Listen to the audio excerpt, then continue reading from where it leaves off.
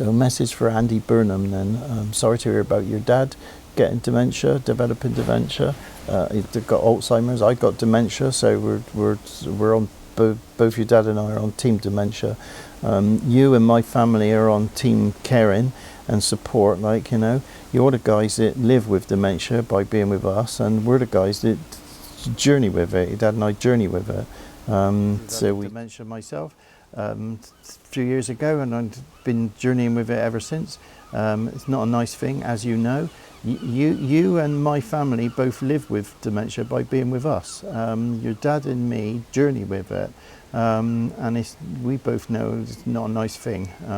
However, what do our children and grandchildren think of people with dementia, like, you know?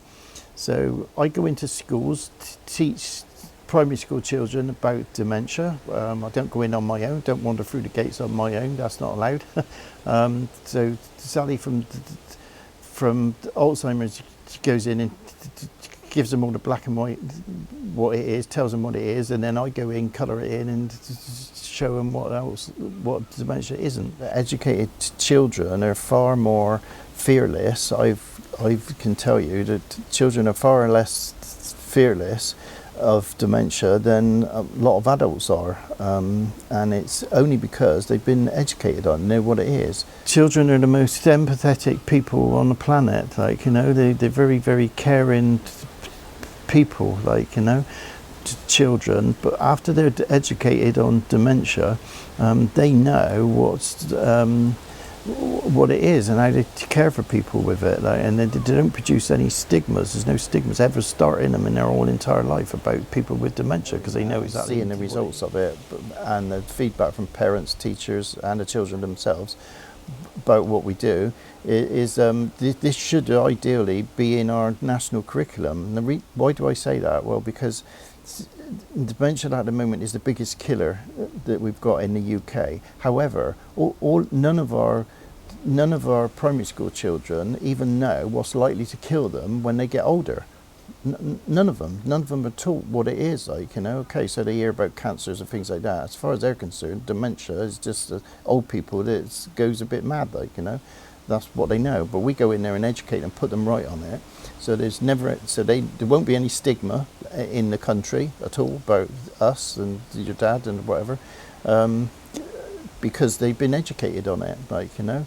And also it's more likely to normalise the word and make it far easier and quicker to find a cure for them. Not for us or your dad, but for them, like, and their kids and their grandchildren, like, you know.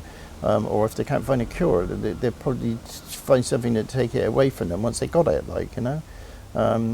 But I think it's our responsibility as parents, grandparents or whatever, and children and sons ourselves, like, you know, to give our children and grandchildren at least the opportunity to know what it is. Nothing we do now is going to help us, like, you know, but it might help them by adding to the data pool of information that we can leave for them to figure out, you know, where the cure is, like, you know, how to work it out, or how, if there's no cure, like, or vaccination or something, like with COVID and other stuff, how they can take dementia away from somebody after they've got it, like, you know. I'm sure they can work it out.